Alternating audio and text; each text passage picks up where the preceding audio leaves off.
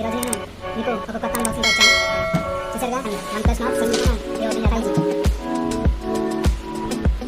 Okay, and ఇప్పుడు మనం దీన్ని ఓపెన్ చేద్దాం. చూసారుగా స్టార్టింగ్ అయితే మన మొబైల్ ఫోన్ ఉంది. ఓకే ఇప్పుడు స్టార్టింగ్ చేస్తే మన మొబైల్ ఫోన్ ఉంది. ఇప్పుడు మనం మొబైల్ ఫోన్ ఓపెన్ చేసేద్దాం. చూసారుగా ఫస్ట్ మొబైల్ ఫోన్ మనం పక్కన పెడదాం. బాక్స్ ఏమేమి కంటెంట్ ఇచ్చారో చూద్దాం. కేస్ అయితే ఇందులోనే ప్రొవైడ్ చేశారు. అండ్ చూసారుగా కేస్ క్వాలిటీ అయితే బాగానే ఉంది. అండ్ మీరు పర్సనల్గా కొన్ని యూస్ చేస్తారు కాబట్టి ప్రొవైడ్ చేసిన తర్వాత బాగానే ఉంటుంది. మనకి ఛార్జర్ ఉంది. ఛార్జర్ ఏమో చూసారుగా 5 hours 2 ampere లేదా 5 hours 6 amperes. అంటే ఛార్జర్ అవుట్పుట్ వచ్చేసి 10 watts అన్న 30 watts అన్న మాత్రమే ప్రొవైడ్ చేస్తుంది. అఫ్కోర్స్ ఇది 30 watts ఛార్జర్. అండ్ ఛార్జర్ కూడా పక్కన పెడదాం. అండ్ మనకి USB కేబుల్ ఇచ్చారు. దీన్ని కూడా పక్కన మొబైల్ ఫోన్ చేద్దాం, ఆన్ చేద్దాం.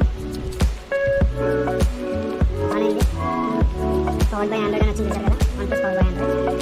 ఓకే, నేను క్విక్గా సెటప్ చేసి ఇప్పుడు మనం మొబైల్లో పెడతాను. చూసారుగా క్విక్గా సెటప్ చేసి హోమ్ స్క్రీన్ మీద పెడతాను. చూసారు కదా OnePlus Nord ఇది కొత్తగానే ఉంది. అఫ్కోర్స్ కొత్తదే. ఇప్పుడు మనం సెట్టింగ్స్లో వెళ్దాం. ఓకే, చూసారుగా Snapdragon 765 8GB 128GB model, 60% camera, 90 Hz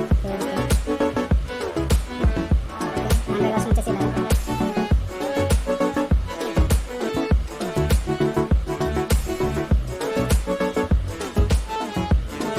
ఇప్పుడు కొంచెం కెమెరా ఓపెన్ చేద్దాం. కెమెరా కొంచెం శాంపిల్స్ అయితే చేద్దాం, అలా వచ్చినాయి చూద్దాం. ఎంత కాదు ఇన్బిల్ట్ 128 స్టోరేజ్లో. ఓకే, 128లో 21GB మొత్తం వాడారు. 107GB ఖాళీగానే ఉంది. అండ్ స్టార్టింగ్ కాబట్టి గేమ్స్ ఒక్క గేమ్ ఎక్కించాం. మిగిలిన చాలా బాగుంది. ఫోన్ అయితే చాలా స్మూత్గా ఉంది. అండ్ పక్క బటన్స్ అయితే పవర్ బటన్ ఇచ్చారు. కాబట్టి ఈ ఫోన్కి మన మైనస్ ఏంటంటే ఎలక్ట్రైట్ అవ్వలేదు. సో అది మీరు మైండ్లో పెట్టుకోవాలి. ఈ ఫోన్ అయితే చాలా స్మూత్గా ఉంది, చాలా బాగుంది. ఓకే, ఈ ఫోన్ రివ్యూ దగ్గర మనం వస్తే ఫోన్ అయితే మాత్రం ప్లాస్టిక్ బాడీతో వస్తుంది, గ్లాస్ బాడీ కాదు. సో ప్రీమియం ఫీల్ ఏమి ఉండదు. కానీ ప్లాస్టిక్ బాడీ వల్ల మన ప్లస్ పాయింట్ ఏంటంటే ఫోన్ అనేది చాలా లైట్ వెయిట్, కేవలం 170 grams మాత్రమే ఉంటుంది అంతే. కానీ డిస్ప్లే మాత్రం చాలా బాగుంది. అండ్ డిస్ప్లే కూడా ఒక కాన్ ఉంది ఏంటంటే హెవీ సన్లైట్ లోకి వెళ్తే మాత్రం డిస్ప్లే విజిబిలిటీ అనేది చాలా తగ్గిపోతుంది. ఈ డిస్ప్లే ఫింగర్ ప్రింట్ అయితే మాత్రం ఫాస్ట్ గానే ఉంది. అండ్ ఇంకా మనం ఫోన్ పర్ఫార్మెన్స్ కానీ మనం వస్తే ఈ ఫోన్ స్నాప్డ్రాగన్ 750G 5Gతో వస్తుంది. ఇది ఏ గేమ్ అయినా సరే మీడియం గ్రాఫిక్స్ తో బాగా హ్యాండిల్ చేయగలదు. మీరు హెవీ గేమర్ అయితే మాత్రం ఈ ఫోన్ నేను మీకు రికమెండ్ చేయను. ఈ ప్రైస్ లో మీకు ఇంకా చాలా మంచి ఫోన్ వస్తుంది. లైక్ పోకో X3 860 ప్రాసెసర్ తో వస్తుంది. ఇంకా IQ Z3 ఇలాంటి మంచి మంచి ఫోన్స్ ఉన్నాయి ఈ సెగ్మెంట్స్ లో గేమ్స్ కి అయితే మాత్రం.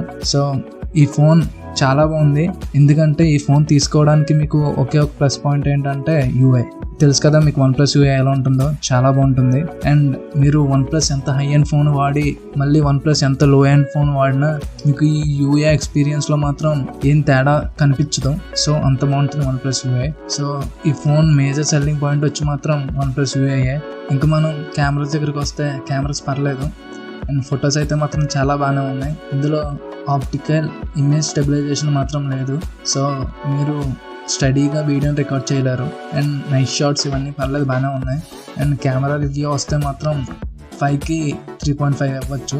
ఓకే, అండ్ ఫోన్ అయితే మాత్రం హెవీ యూజ్ కాకుండా నార్మల్ యూజ్కి అయితే మాత్రం చాలా బాగుంటుంది. అండ్ ఇందులో ప్లస్ పాయింట్ ఏంటంటే ఇది బాక్స్లోనే 30 watts ఛార్జర్తో వస్తుంది. అండ్ 4500 mAh బ్యాటరీ చాలా సేపే వస్తుంది. నేను PUBG ఫ్రీ ఫైర్ ఇవి ఆడితే ఒక గేమ్కి వచ్చేసి 3 to 4% తీసుకుంటుంది.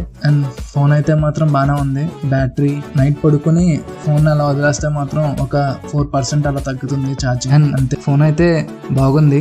OnePlus ఫ్యాన్స్ అయితే మాత్రం తప్పకుండా తీసుకోవచ్చు, ఎందుకంటే వాళ్ళు OnePlus UI ఫ్యాన్స్ కాబట్టి.